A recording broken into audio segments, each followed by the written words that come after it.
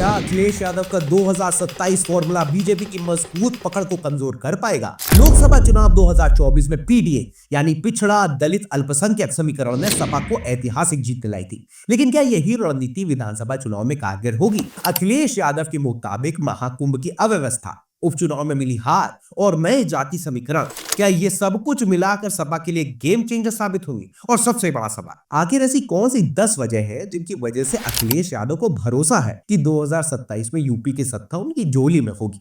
सवाल देखे कई हैं और राजनीति की बिसात पर हर कदम सोच समझ कर उठाया भी जा रहा है, लेकिन इन सियासी चालों को समझने के लिए वीडियो को अंत तक जरूर देखिएगा, क्योंकि आज हम आपको बताएंगे कि कैसे अखिलेश यादव 2027 की लड़ाई के लिए अपनी सियासी बुनियाद तैयार कर रहे हैं। उत्तर प्रदेश में 2027 की विधानसभा चुनाव को लेकर सियासी हलचल अभी से तेज हो गई है। समाजवादी पार्टी के अध्यक्ष अखिलेश यादव ने लोकसभा चुनाव 2024 के नतीजे से सीख लेकर अपनी नई रणनीति को धार देने की कोशिश शुरू कर दी है।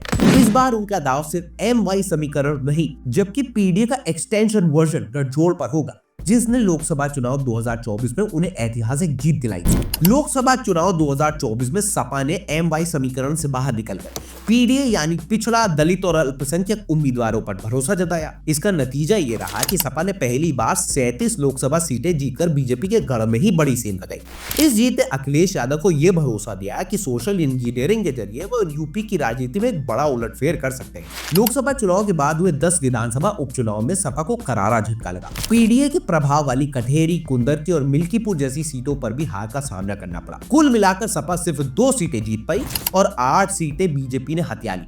अब मिल्कीपुर उपचुनाव में हार के बाद सपा ने वहां पर पीडीए पंचायत का भी आयोजन किया।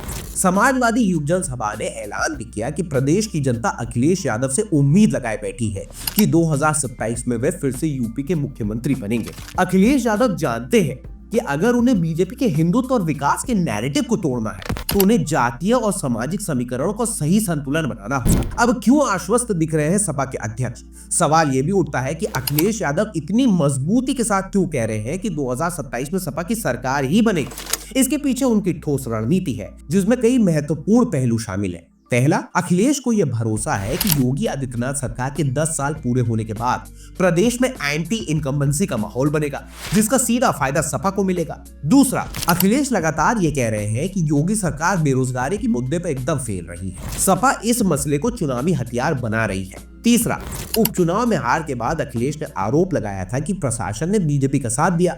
अब उन्हें उम्मीद है कि 2027 में चुनाव आयोग निष्पक्ष अधिकारियों की तैनाती करेगा, जिससे सपा को फायदा मिलेगा। चौथा, अखिलेश को पूरा यकीन है कि पिछड़ा दलित और अल्पसंख्यक वोट बैंक का गठजोड़ बीजेपी के वोटों में सेंध लगाएगा, जैसे कि लोकसभा चुनाव 2024 में हुआ था। पांचवा, अखिलेश ने महाकुंभ 2025 की अव्यवस्थाओं को मुद्दा बनाकर सॉफ्ट हिंदुत्व की ओर भी कदम बढ़ाया है। उनकी कोशिश बीजेपी के कोर वोट बैंक में सेंध लगाने की भी है। छठा, अखिलेश को भरोसा है कि 2024 की ही तरह सहयोगी दल के वोट बैंक को भी उनका पूरा फायदा मिलेगा। सातवां, अखिलेश दावा कर रहे हैं कि प्रदेश के नाराज अधिकारी और कर्मचारी सपा के समर्थन में आ सकते हैं। आठवां, सपा को उम्मीद है कि 2027 का चुनाव सीधे बीजेपी बनाम सपा होगा, जिससे विरोधी वोटों का ध्रुवीकरण उनके पक्ष में होगा। नवा, बीजेपी ने बूथ स्तर पर संगठन मजबूत किया है, लेकिन अखिलेश भी अपनी रणनीति उसी हिसाब से साध रहे हैं। और 10वां, अखिलेश खुद को योगी से अधिक विजनरी नेता बताने की कोशिश कर रहे हैं। उनका दावा है कि जनता अब बदलाव चाहती है।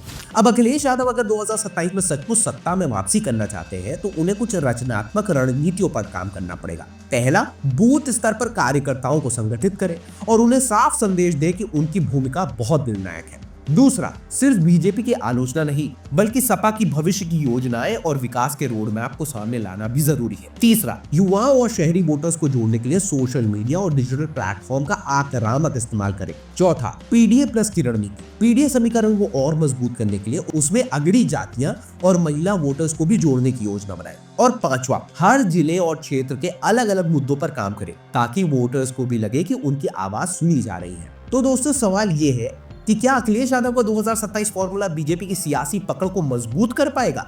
और क्या पीडीए पॉलिटिक्स एक बार फिर कमाल दिखाएगी या फिर 2027 तक कोई नया सियासी मोड़ आ जाएगा? अपनी राय हमें कमेंट पर जरूर बताइएगा। आपके विचार इस बहस को और भी दिलचस्प बना देंगे। अगर वीडियो पसंद आई हो तो इसे लाइक और शेयर करें। चैनल को सब्सक्राइब करना बिल्कुल मत भूलिएगा। फिर मिलते हैं एक नई सियासी कहानी के साथ। तब तक जय हिंद, जय भारत।